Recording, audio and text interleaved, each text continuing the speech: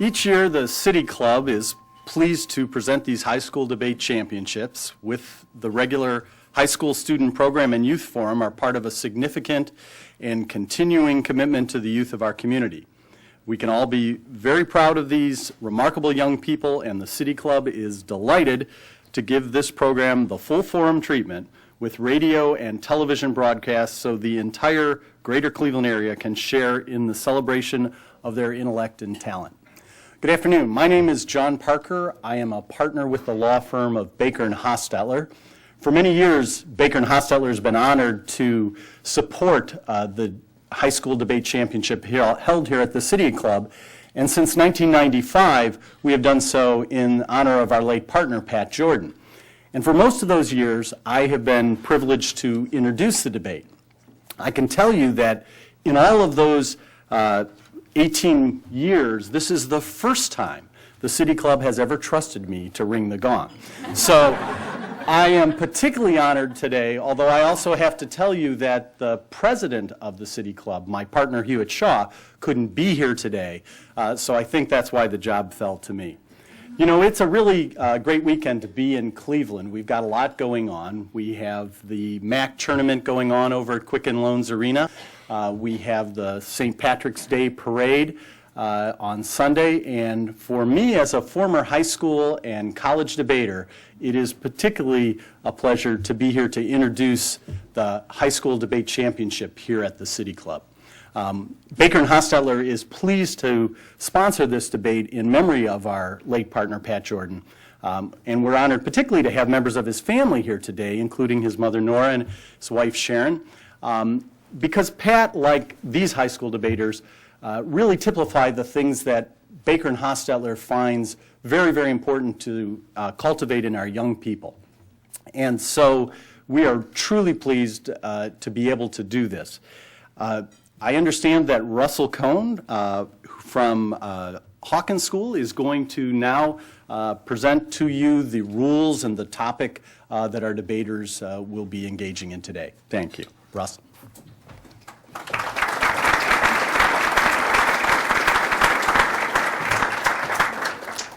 Thank you. On behalf of all of the debaters, coaches, and judges here today, as well as the Cleveland debate community at large, I would like to offer our sincere thanks to the City Club for its continual support of high school forensics over the years. For some 30 years now, the club has been generous enough to host the season finals and debate. I also know I speak for everyone here when I express our immense gratitude to Baker Hostetler, which has sponsored this championship for over 15 years in memory of partner Patrick J. Jordan, a highly respected trial lawyer at the firm who died in 1995. As a student at St. Ignatius High School, Mr. Jordan himself was a very successful policy debater, and his colleagues have generously chosen to support this event in honor of his passion for debate and to highlight the students who demonstrate the skills and qualities for which he was known. While I never had the honor of meeting Mr. Jordan, I have worked with his daughter Anne in various activities over the years, including speech and debate, and I know that if she is anything like him, then he was a very cool guy. Thank you so much to everyone at Baker Hostetler for giving debate this moment in the spotlight. It is an activity that has touched the lives of thousands of Cleveland area teens over the years and hopefully will inspire countless more over the years to come. For those of you out there who are not familiar with the incredible impact of debate, think of it like this. For what other commitment do masses of 14 through 18-year-olds wake up at 6 in the morning on a Saturday to spend the entire day dressed up in suits stuck inside a faraway high school? That takes inspiration. Today's debate has a panel of 3 judges. Mark McCandless, a regular judge and a longtime coach at Brecksville. Mike Wohl, also a frequent judge and now coach at Solon.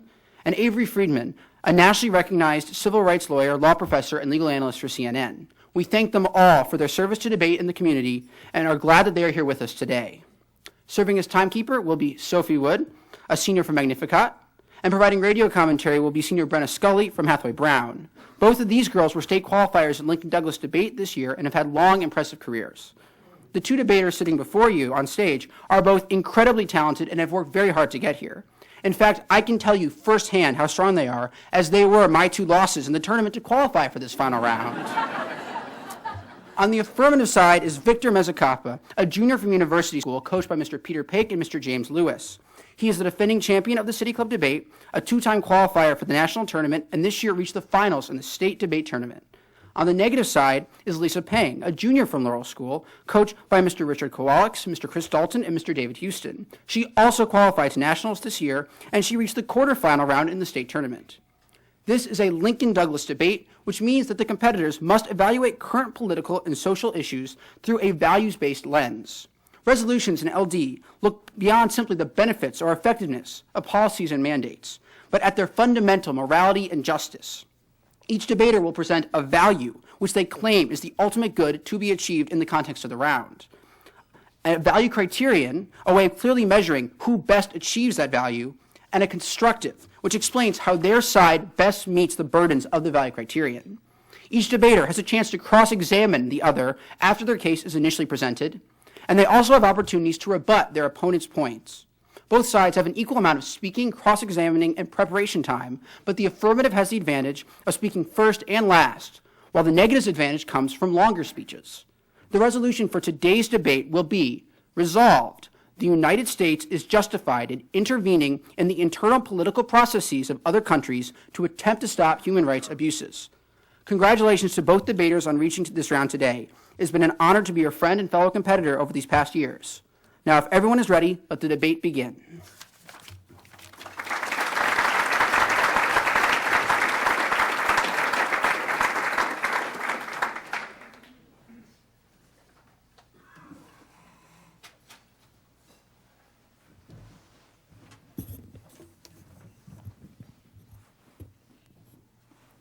Okay. To begin, it's customary that I do thank everyone who helped me get to this point, which is impossible in the time that you guys are all willing to spend listening.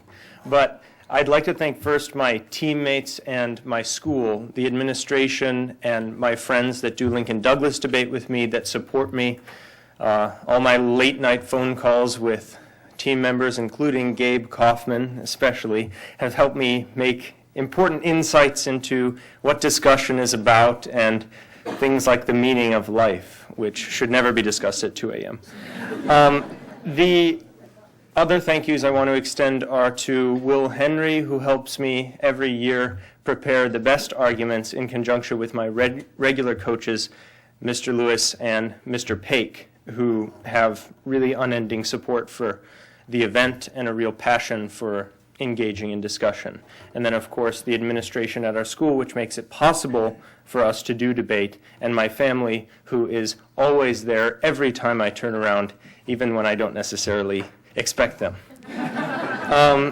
So with that said, let's begin. I affirm the resolution. Resolved, the U.S. is justified in intervening in the internal political processes of other countries to attempt to stop human rights abuses. To clarify our discussion, I'd like to offer the following observation. First, when we talk about intervening in internal political processes, it should be clear that there are many ways to carry out that intervention.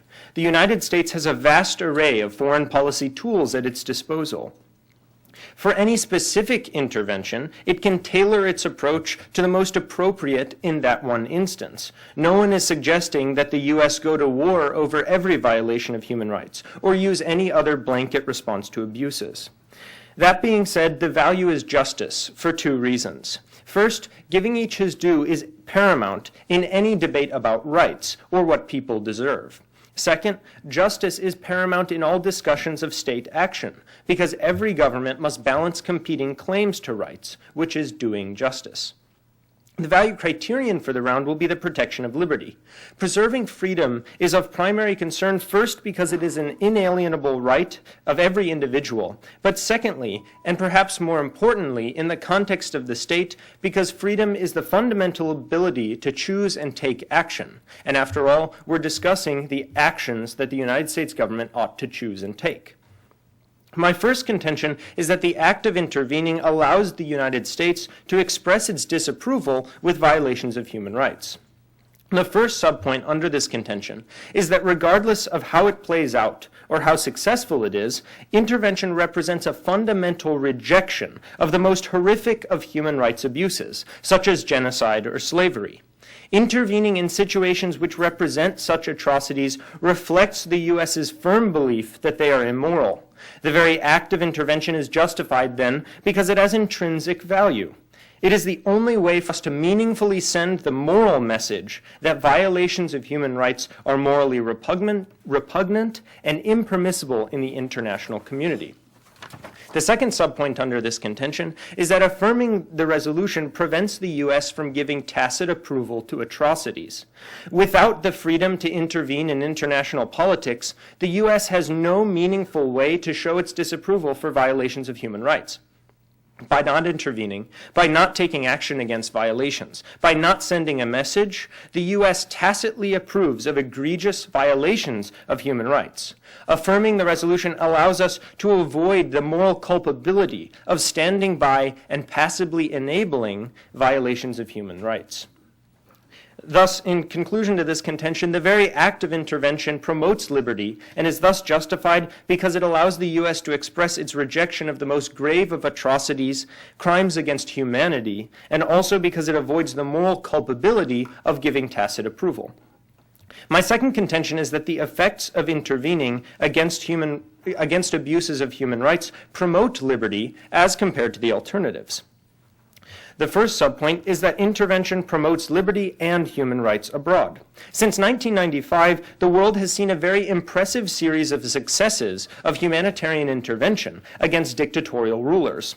Through Operation Deliberate Force in Bosnia in 1995, intervention against Slobodan Milosevic in the 1990s Serbia conflict, and in the intervention efforts in East Timor, Sierra Leone, Liberia, and the Ivory Coast, we can see that intervention has experienced tremendous successes in reducing conflict worldwide in recent decades.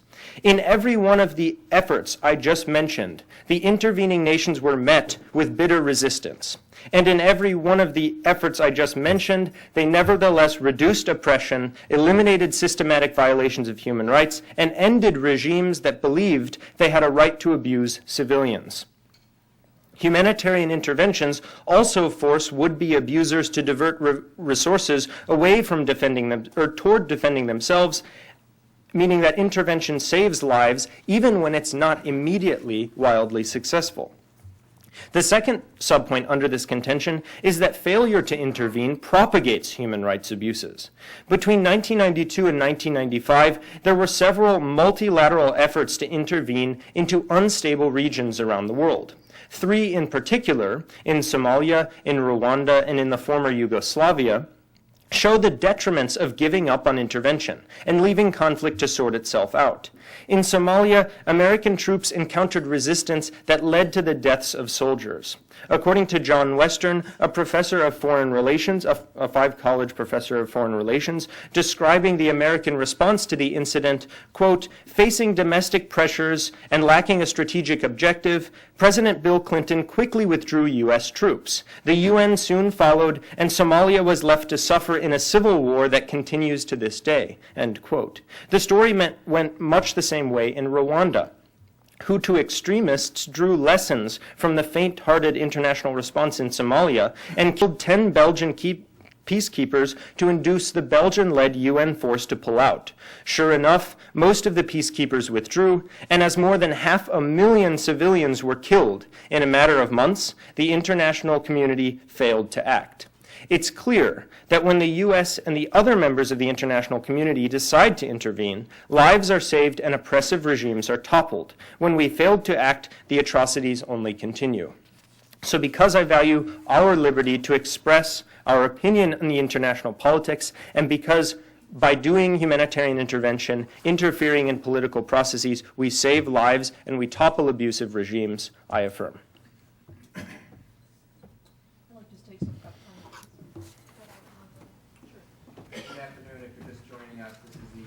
High School Debate Championship at the City Club. I'm Nick Castell for WCPN Public Radio. And joining me is Brenna Scully. She's a senior at Hathaway Brown, and she's on the debate team there.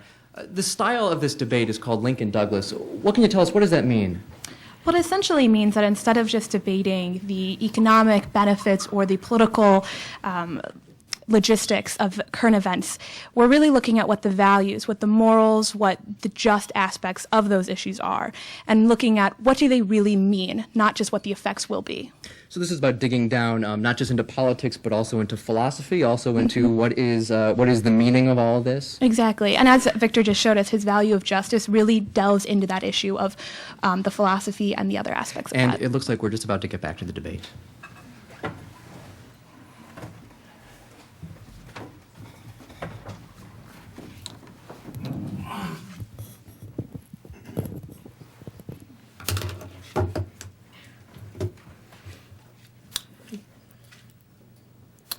Your value is justice, and you define it by Aristotle as teachers do. Who does each entail?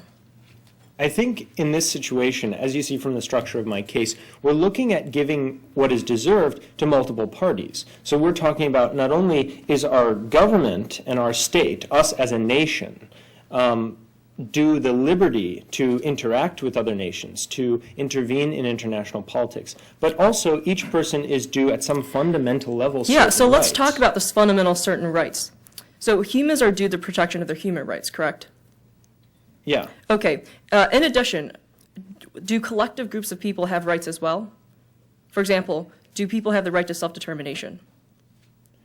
I think it depends on how you're talking about that. Like, I Okay, would say let's that clarify with self-determination. Self-determination is the right for citizens to struggle to achieve values. And this is the interaction that's sacred between citizens and states. Do you think that this is important enough for us to value in today's debate? Of course, I would say that we need to consider all rights of people. Sure. And So that means that self-determination or collective rights are another party in today's resolution we should look at then. It sounds like you're saying I'm not taking them into account. And I would say that not only is justice, as I said in my original speech that you just heard, the balancing of rights against each other, so deciding Okay. which are more important, which are less important. So then our goal in today's debate then is to figure out what the guiding principle is, how to, on general, balance these competing rights, correct? I would say so. Okay, so let's look to this general idea. In your second contention, you present me with specifics, such as Rwanda, Somalia. These are all very tragic. Would you advise the U.S. to adopt as its guiding foreign policy principle to unilaterally intervene whenever it sees such tragic atrocities occur? Okay, so at the top of my speech, or at the beginning of my speech, I talked about how it would be unwise in any foreign policy to apply a certain blanket response to everything. Yes, so what is your response then to Rwanda? What would you have suggested the U.S. do? Well, I'm no policymaker. Right. But I would certainly say that if we have faith in our idea, if we know that political intervention is the way we save lives, is the way we so help the human resolution rights. presents us with that policy, so we don't need to come up with it ourselves. And you're affirming this policy. So this policy seems to me to say that the U.S., as a general principle, can intervene whenever it sees such atrocities. So do you agree with this stance, since you're Okay, affirming? But in the same sentence, you just said, as a general principle and whenever it sees these things, which implies every single time. So what I'm again asserting is that political intervention takes many forms. So of course you can use the most appropriate Right, so they take form. forms and they can take the most appropriate form. But when they see atrocities, they should choose that appropriate form. I'm saying that we should avoid the culpability of standing by while things like genocide and child slavery go on abroad. Rather, we should send the message that those things are not okay. Great, thank you.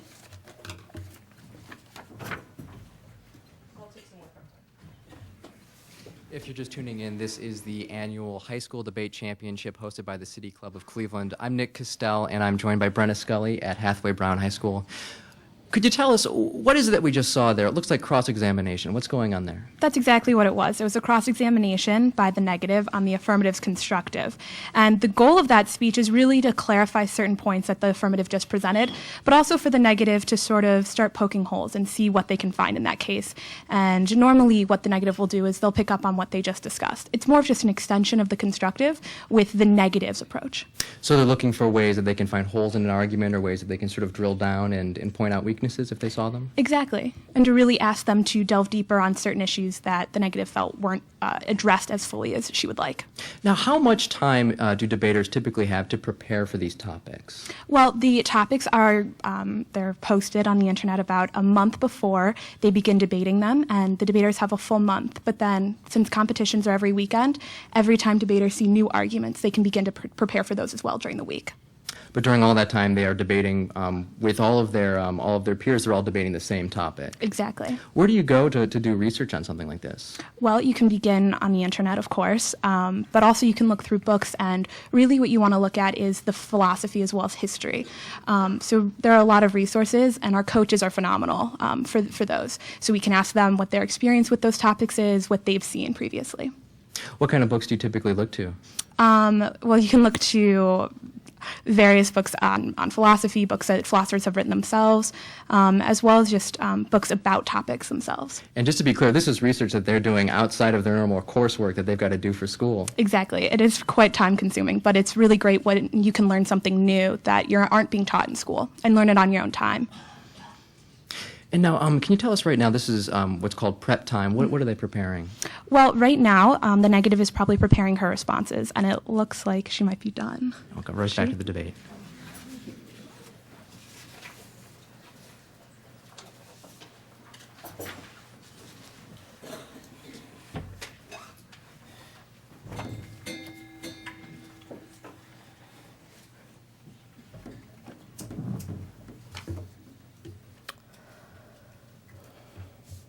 Okay, before I begin, I'd like to thank the City Club and the law firm of Baker and Hostetler for promoting the freedom of speech and for providing this forum for us to debate in today. I would also like to thank my headmistress, Ms. Kloss, for supporting Laurel's speech and debate team. And in particular, I'd like to thank my coaches, Mr. Qualix, Mr. Dalton, and Mr. Houston, for their guidance and mentorship throughout the season, and especially in these past few weeks. I'd also like to thank my fellow teammates and friends for their support and dedication. And of course, I'd like to thank my parents for their encouragement in all of my endeavors. With that being said, we can begin. As a result of 2 world wars in the 20th century, the international community has established as its fundamental principle in the United Nations Charter the right of all nations to sovereignty over their own affairs. Tragically, however, multiple instances of genocide and ethnic cleansing in the past 60 years have led to some demand that the U.S. intervene. This raises the question, what should we do when human rights and state sovereignty are in conflict? Therefore, the purpose of today's debate is to decide what should be the guiding principle of U.S. foreign policy. The resolution doesn't say the United Nations or the international community, but rather points to one country as the judge, jury, and executor of its own humanitarian intervention. Because I must reject such an unchecked exercise of power, I negate. I value justice as well, defined by Aristotle as to each is due. We are faced with 2 competing rights. Should we preserve a nation's right to self-determination, or should we protect human rights? The affirmative believes that justifying the United States to unilaterally intervene will protect human rights. However, as I will show in my case, the negative position better protects human rights and preserves self-determination, which give both parties their due. Therefore, the criterion is international societal welfare, which aims to protect the rights of people both within and among societies, as stated in the preamble to the UN Charter. This is achieved when there is peace and prosperity among nations and maximal human rights within nations. Contention 1. The United States must not infringe the human right to self-determination. The Declaration of Independence states that whenever any form of government becomes destructive of securing human rights, it is the right of the people to alter or to abolish it and to institute new government. In other words, the right to self-determination. The optimal remedy for human rights abuses is to allow the citizens to exercise this right. According to Walzer, author of Just and Unjust Wars, we are to treat states as self-determining communities. A state is self-determining even if its citizens struggle to establish free institutions, but it has been deprived of self-determination if such institutions are established by an intrusive neighbor like the United States. The members of a political community must seek their own freedom, just as the individual must cultivate his own virtue. Thus, intervening short-circuits the organic and natural political development of other nations. The only way to truly and to genuinely embrace values is to struggle to achieve them. And this is why the United States is one of the most successful nations. The civil rights movement and the women's rights movement have deeply cemented our values. This promotes international societal welfare because self-determination maximizes the right of citizens within societies. Contention 2. The resolution advocates a dangerously permissive foreign policy tool. Subpoint A. Unilateral intervention dispenses with all checks on U.S. power. According to the Responsibility to Protect document agreed to by the United States in 2005, when there is genocide and ethnic cleansing, the principle of non-intervention yields to the international responsibility, not to unilateral intervention. This is because unchecked power is dangerous. Even in the U.S.'s internal governance, there is no unchecked power. If we accept this resolution, then the U.S. will assert unchecked power in the international arena. Lack of consistency, in my opinion. Instead, requiring a collective decision by the UN Security Council to authorize intervention better ensures peace among nations and hence achieving international societal welfare. Subpoint B, universalizing this principle leads to political chaos. In the absence of a universal principle of international collaboration, strong states will be able to disrespect the human right to self-determination of weaker states. According to Thakur in the Responsibility to Protect, the tiger of intervention, once let loose, may turn on the rider. Today's intervener could become the object of tomorrow's intervention. When the practice of undermining the right to self-determination of other states becomes widespread, there is political chaos. And ultimately, this jeopardizes international societal welfare. For these reasons, I negate. Let's now analyze the affirmative position. My opponent opens up with the observation that we're looking to all forms of intervention. My problem is, with unilateral intervention, my opponent can't ensure that the proportional and just measures are used. And he has to have this kind of threshold to permit intervention. As I talked about in my case, we must first default to international checks on our power, because if you give full power to the United States to intervene whenever it wants to, whenever it sees human rights abuses, to use whatever means it wants to, this will not serve to better uphold international societal welfare. Thus, his first observation is ideal, but unfortunately, he can't sustain it himself. Looking to his value of justice, I agree. Now, he defines it as to each is due as well. This is going to be critical because each entails two parties or two competing rights. One, the right to self-determination of collective individuals. The other, human right, which belongs to individuals themselves. What we should do today is look at the side that better promotes both rights. Now, I just showed you my case and through cross-examination, but that my opponent really doesn't promote self-determination. By intervening, by coercing other nations to adopt our values instead of letting them use the organic process called self-determination that leads to genuine and internalized values, we will never achieve or help a nation achieve a stable presence in the future. This is why the United States is such an excellent country at this point, because for 200 years we have struggled to internalize civil rights and women's rights. Now, looking to his valid criterion of protection of liberty, I would again argue that liberty should extend to self-determination as well. This is another one of the fundamental rights that makes my opponent's valid criterion insufficient. While he only looks to individual human rights, he doesn't really look to the liberty of citizens to self-determine their own fate. And this is critical because with unchecked power like the United States intervening, self-determination is always short-circuited.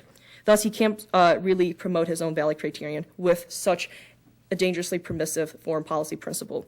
Looking to his first contention, he says in subpoint A that intervention will better spread the message of rejection of these human rights abuses. And I agree. The negative thinks human rights abuses should be stopped. In fact, I think this is so critical to today's international societal welfare that I want to negate the resolution. I don't want the U.S. to have as its foreign policy principle unilateral intervention and to police other nations. This is not going to lead to peace and prosperity among nations, nor is it going to respect self-determination, which will undermine peace and security for individuals within nations. That's how I explain my valid criterion. So when he talks about spreading this message, I really think that my opponent is spreading vigilantism, and I don't think that's a very good message to spread.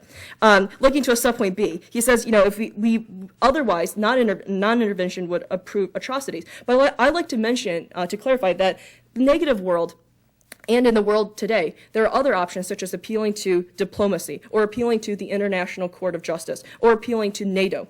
These forms of intervention require multilateral checks on U.S. power versus endorsing the U.S. to take all the power into its own hands and to dictate social legislation in other countries. So second contention, let me clump it together, subpoint A and subpoint P. He talks about failures and success. The problem is successful interventions occur multilaterally.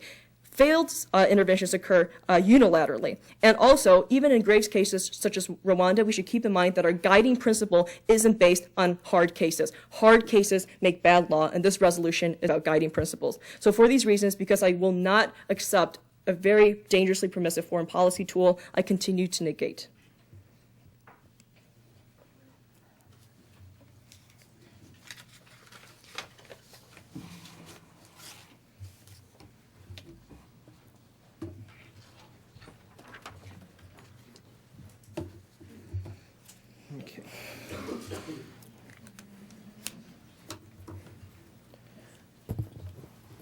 So one of the important things you talk about, or that you say is important, is that we allow people self-determination. Does this mean that people get to choose their own value systems? No, this means people get to choose how they choose to promote human rights. What does that mean? So I'll give you an example to help you clarify. We don't like human rights abuses. We don't want to murder other people. So we have set in place moral values that say we should respect the right to life. To achieve this right to life, people can choose to have certain laws that protect that. Or a more specific example, let's talk about healthcare. Everybody should, to live a good, healthy life, should have some right to medical care. We don't enforce universal healthcare on some people or privatized insurance on the other. But my That's question left up goes to more, self-determination. my question goes more this way. If a people exercise their freedom to determine their own value system, to decide that they have a society in which there's one race that's clearly superior to another, and so the other race, or so the superior race decides to commit genocide on the other race, is that just them exercising their liberty to choose their own values? No, I would not endorse genocide. Okay, so what exactly are you endorsing? Self-determination, and let me clarify once again what self-determination means. Self-determination means there are set values. These are the fundamental moral codes of human society. Now, to achieve these values, to uphold them, there may be different ways of doing so. And that's where variation among nations comes in. Okay, that's what cultures are. But ultimately, so we have to have the, so let's talk about the United States, for example. Slavery was bad. Let's just make Let's this move on. point for Okay. 1 second. Moving on to a different issue. So you posed the question whether we should have self-determination or human rights take precedence. No, I think we should have both. Okay, but like in the example that I just illustrated, where they clearly come into conflict, Right, is so there... your illustration, your analogy doesn't actually describe the situation we're talking about in the resolution. Okay. So you have to be careful with your kind of analysis. Okay. Let me present you a more clear analogy or example. In the United States, we didn't give equal rights to many people, such as women, and that's why the women's suffrage movement came about. That's why the civil rights movement came about. So instead of having France impose ideas such as slavery is bad and that women should be paid the same amount as men, we allowed ourselves 200 years to struggle to really genuinely internalize these values. Would someone That's who's why the being US oppressed have faith in their community and be able to wait 200 years to get their civil rights? Or would they rather that a world superpower that believes that those practices are morally repugnant ensure that they get the rights they deserve? Now, that's very ideal because we would like one nation to never make mistakes, to never abuse their power. But as we see in reality, we need to check power. That's why we don't allow unilateral intervention. Okay, let's talk about multilateralism instead of waiting then 200 for a years, second. we would actually I be understand your struggling point. for 200 years to achieve these. The multilateral point. Sure. Now, you went to my second contention and said that the difference between success and failure is unilateralism versus multilateralism. Can you give some historical examples of that? Okay, so let's talk about 2003 in Iraq. Even though the international community said we shouldn't intervene, the United States intervened anyway. And then after intervening, it realized that it led to a worse situation. It actually destroyed human rights in its effort to do so. And it realized that ultimately what the international community had been sanctioning in the first place was working. So you see, there's a discrepancy here, and that's why I prefer multilateral intervention. Okay.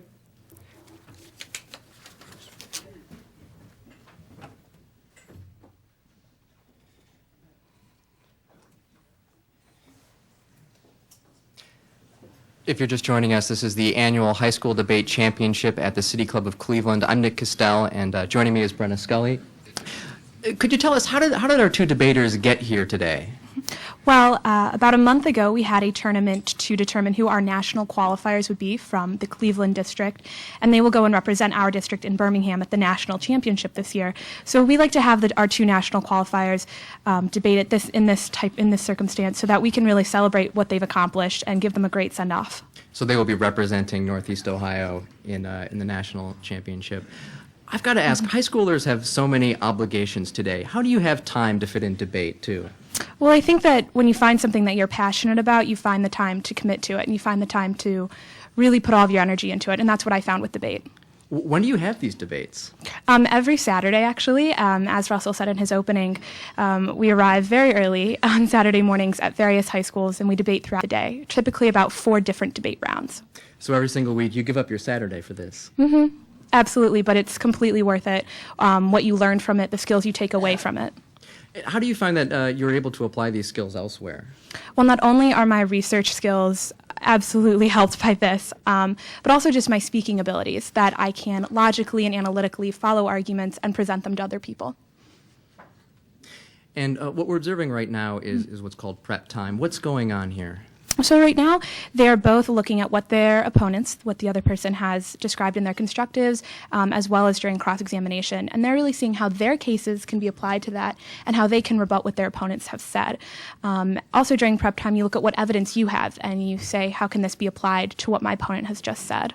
So you've got to do some on-the-fly research and on-the-fly preparation. Exactly. Well, typically, you have sort of your evidence prepared, and what you're looking at now is how do I apply this, what works here, what wouldn't work, and how do I do that in about 2 minutes each time. And so during the lead-up to a debate, you are gathering evidence, you're gathering news clippings. What are the kinds of things that you're preparing? Well, typically, each team practices throughout the week. So as both of the competitors have discussed, their teammates are incredibly helpful. So you do either practice debates or you just sort of talk about the topics and you say, what is your opinion on this? What do you see happening? What do I see happening? And you really just look at what are the different approaches to it. So you're always mulling over these topics. Pretty much. It's pretty typical to see somebody in the hallway and say, hey, I just thought of something new. What do you think? So really what you're describing is there's sort of a community of people who have come together, and these are the topics that you talk about when you do spend time together. Absolutely. It's definitely, debate is something that you take with you throughout the day, throughout the week. It's not something that you just do for a couple hours after school or on your Saturday. And it really creates a camaraderie, not only with your own teammates, but with competitors from other schools, because you have such a great bonding activity that you all do together. And it looks like we're just about to get back to the debate.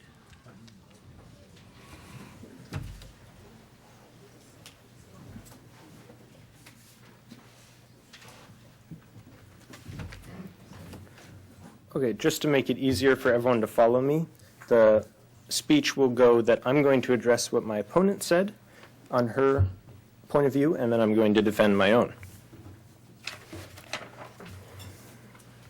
Okay, so my opponent presents this image of a world where we value equally self-determination and human rights. Now, I think it's clear from what she said and what I said that fundamentally this debate is about human rights. We're discussing what the U.S. government should do to attempt to stop human rights abuses. It's implied that human rights are important, and my opponent's not denying that. What she's missing is that they're the most important thing. So self-determination, or this ability for people to choose their own value systems, cannot be preferred over the basic rights that are due to each individual. My opponent dismisses the example of someone deciding on a value system that oppresses other people, but it's all too real, and it's happened before. There is the possibility that a culture could oppress people and repress human rights. But we simply have to prefer human rights in that scenario.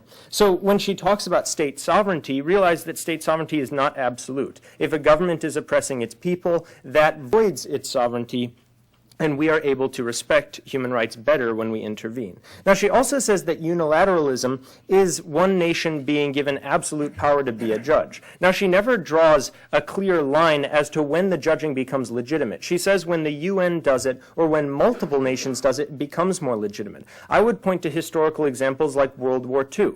Now, if she says that it's okay for the US and Britain to get together and make decisions, then she must say it's okay for Germany and Italy to get together and make decisions, and decide that that makes it a legitimate decision because one person is not judging anymore. What I'm saying is that the US is in a unique position to be capable of making accurate judgments about human rights, to be capable of inducing, to be capable of being responsible in intervention. The other thing that she ignores is that the US doesn't conduct foreign policy as a lone wolf. We don't ever, or she hasn't given any historical examples of when we disregard everything that the other nations are saying and go in alone. What I would propose is that the U.S. can in fact use the support and judgment of other nations to augment her own policies. But onto the substance of her case. She says her first contention is about self-determination, but I've already addressed that. When people decide to do things that conflict with human rights, we have to intervene. We have to send the message that the moral value of human rights is worth fighting for. And so that's another reason that we don't accept her analysis that we have to keep peace in the world and allow people to do just what they want. We have to prioritize what people deserve. We agree that our value is justice. Now, in the second contention, she talks about checks on U.S. power. And I already talked about this too. She doesn't draw the line of where there are enough checks. Why, if the UN Security Council deems it okay, is it suddenly okay? Isn't it possible for them to make erroneous judgments as well? Now, moving on to what I originally said, she makes a lot of the same responses. On my observation that we have multiple ways of carrying out foreign policy, she says that we can't guarantee proportionality. Now, what I was saying in this observation is that we're not going to go to war over every wrongful conviction. We can rather tailor our approach to be proportional, to be appropriate. Is it going to be perfect? I would say it's never going to be perfect, no matter how many judges you put on it, no matter how many nations are involved. But the point is that we have a large toolbox with many tools with which to intervene in politics. So she can't simply assert that bad things will always happen if we can tailor our approach. Now, on the value of justice, she says we prefer state sovereignty or self-determination over human rights. What I'm saying about human rights and liberty is that this is fundamentally a debate about what people deserve and what the best way to give people what they deserve is. Now, on the first contention about the fundamental rejection of human rights, I would say that it's not at all vigilantism for us to send the message that it's not okay for states to commit genocide. The only way for us to meaningfully send that message is to intervene in international politics. If she robs us of our freedom to do so, she's violating the U.S.'s right to liberty. And on my contention, too, about abuses, she says the distinction between success and failure is unilateralism versus multilateralism. That's simply not true. The examples I provided still stand. For all those reasons, I continue to affirm.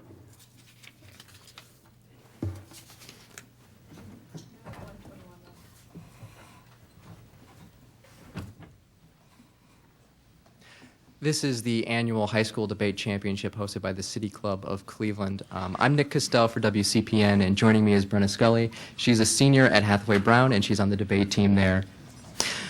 Our topic today is resolved. The United States is justified in intervening in internal political processes of other countries in order to attempt to stop human rights abuses.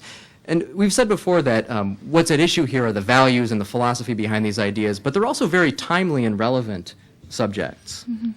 Absolutely. And it is sort of the balancing act of Lincoln-Douglas debate is how do you manage current events and how do you sort of reconcile the absolute importance of them in the current international arena with history and a philosophical perspective. It's difficult because you can't look at these current events in hindsight yet.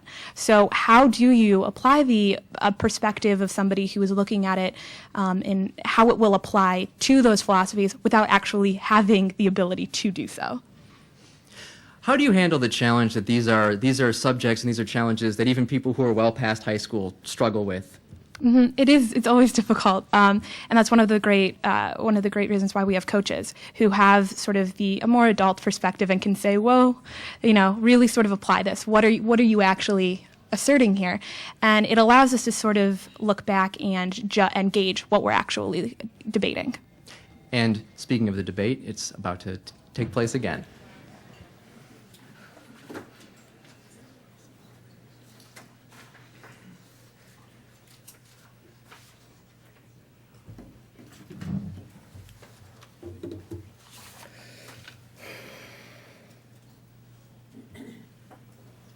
Okay, is everybody ready?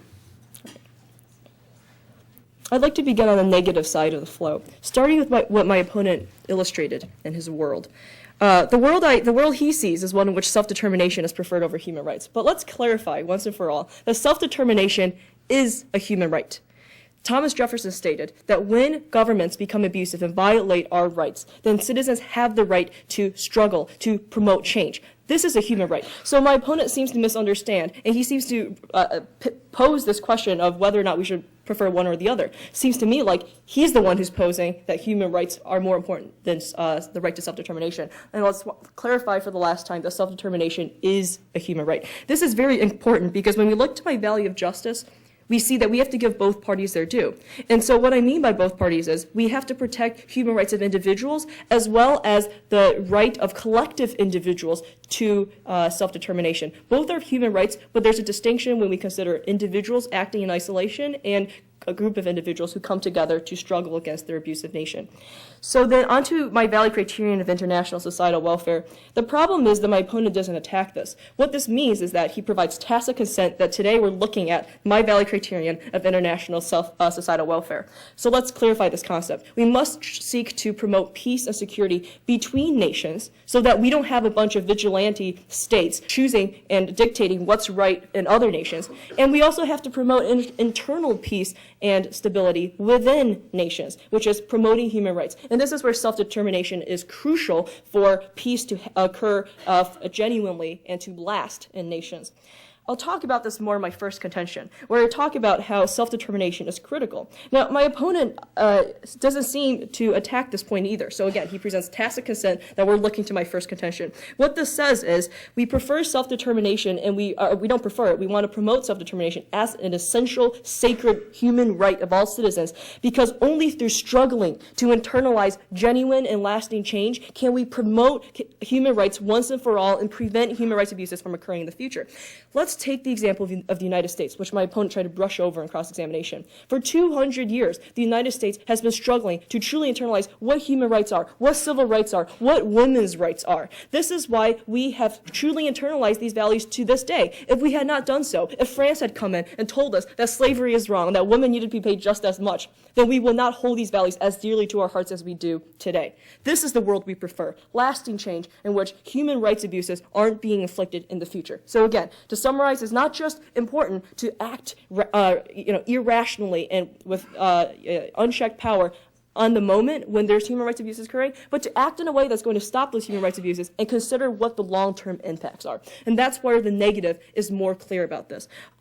Also, to my second contention, he says, he doesn't really directly attack this, but he just says, when are checks enough, or what type of action should I justify?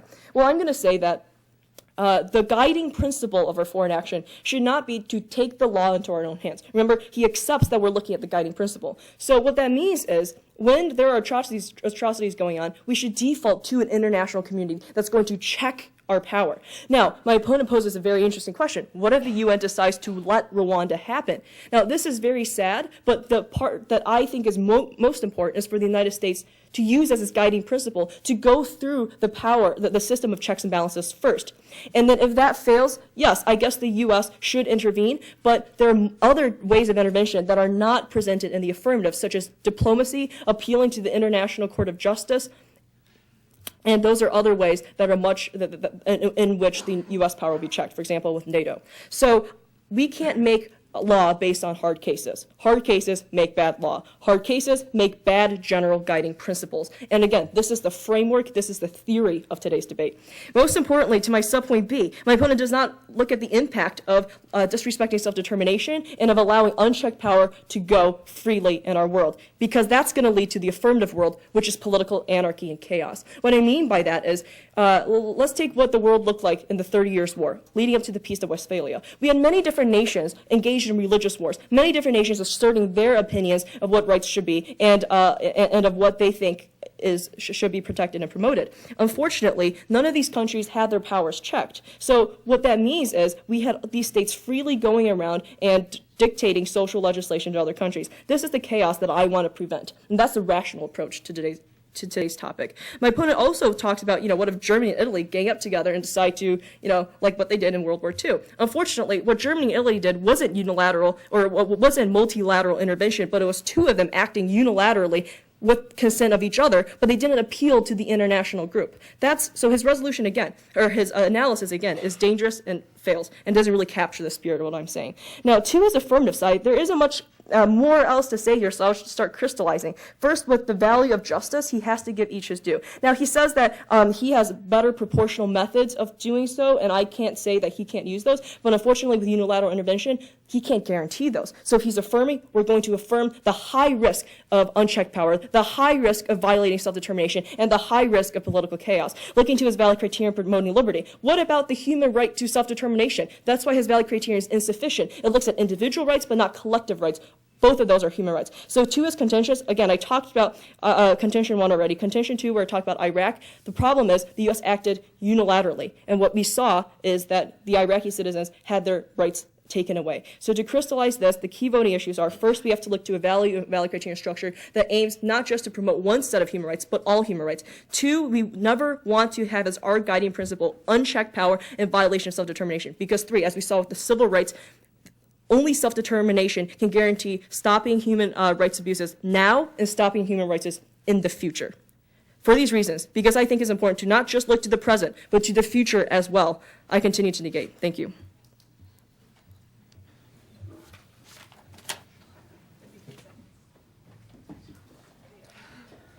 This is the annual high school debate championship hosted by the City Club of Cleveland. Brenna, something we just heard referred to in the debate was the flow. What is that? The flow is what both debaters and sometimes what judges keep is a detail. It can be detailed, a sort of outline of what each debater is saying. And so when the affirmative gives their constructive, all of their arguments are taken down, and then as a negative response to it, they can say, I address this argument and this argument and this argument, and the same for what the negative and how the affirmative addresses the negative case. And it really allows everybody to organize what is being said and organize what the responses are. I can remember a friend of mine from college who was involved in debate, just scribbling into a legal pad, drawing all kinds of lines and arrows. How do you keep it all organized? How do you keep your thoughts organized? Well, everybody has their own approach to it, and I'm sure when you have two debaters as experienced as those here, they have their own style, and they know exactly what each of their abbreviations mean and what those arrows mean. So to us, it might just look like a bunch of little symbols and signs, completely illegible, but to them, it's completely organized and allows them to really go through and cover what they want to assert in the round. And we'll rejoin the debate.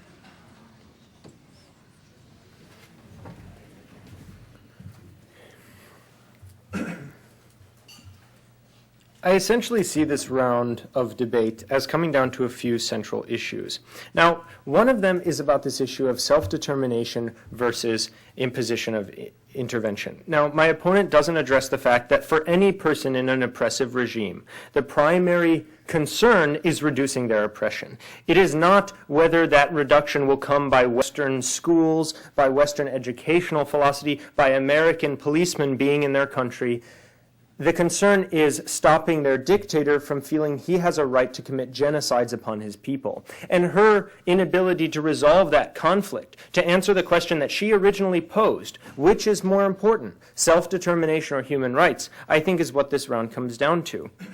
For any person in an authoritarian regime, the world produced by intervention would be better than the world they're currently living in. Now, that's the second point I'm going to bring up. What are the effects of these actions? Now, she says we can't look to specific examples, but yet she offers some herself. I would argue that the jury is still out on the Middle Eastern intervention of recent years. But what I would say is that my opponent ignores that the status quo is political intervention, whether unilateral or multilateral. And for the past 20 or so years, violence in the world has gone down. Violence in the world has gone down. Violent conflicts have gone down about 40%. Violent conflicts that result in more than 1,000 deaths have gone down by 78%. So her theory that if we start violating other nations' sovereignty, we'll get political chaos is simply historically inaccurate. She can't assert something like that if it's not true.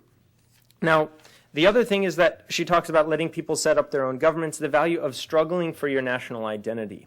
I've already said the point about how one person doesn't have 250 years to wait for their civil rights. No person has 200 years to wait for equal pay. What I would also say is that human rights as a general concept should be preferred to this idea of struggling to set up your own value system. We already know that human rights are valuable. We already know that human rights are worth fighting for, and that's what justifies political intervention. Now, a couple of other important issues is that my opponent doesn't even touch the liberty of the United States of America. We need to have our freedom to send our moral message. We need to have the freedom to interact in the international community, to say that genocide in Rwanda is not okay. Not only does standing by while millions of citizens die tacitly approve of that oppression, of that genocide, but also tacitly standing by leads to the millions and millions of deaths that I addressed in my second contention. That can be avoided if we justify political intervention. Now, the other thing I'd like to highlight in this round is that my opponent never draws the distinction between unilateral and multilateral intervention. She says that Italy and Germany was unilateral because it was two nations acting as one. What I'm saying is that the U.S. is uniquely more capable than the Italy or Germany of making decisions about human rights, and it doesn't matter what the UN says. We can't be shackled to their decisions. We have to have the liberty to make our own. For all those reasons, I continue to affirm.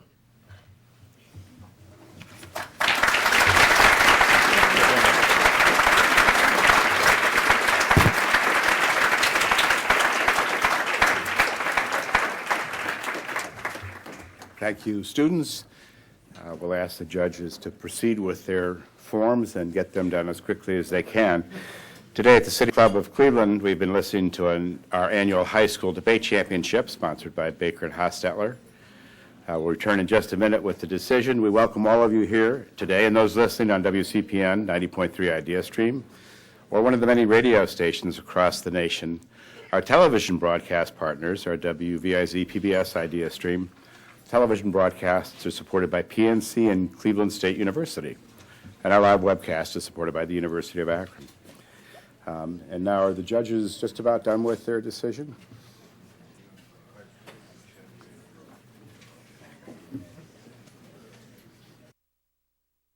Are we ready, John? Thank you. Here's the decision. John Parker.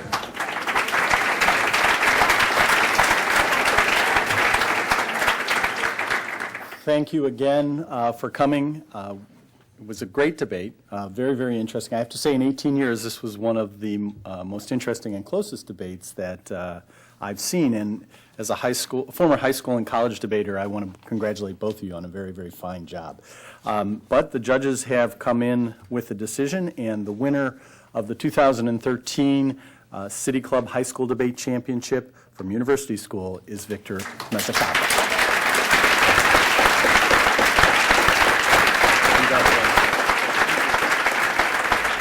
Lisa, congratulations to you as well.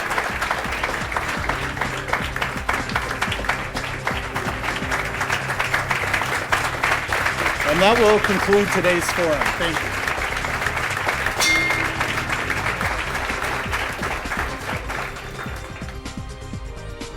For information on upcoming speakers or for podcasts of the City Club, go to cityclub.org.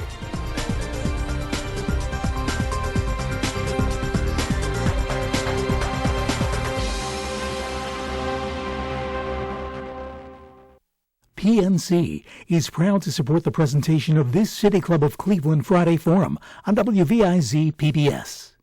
Additional support comes from Cleveland State University.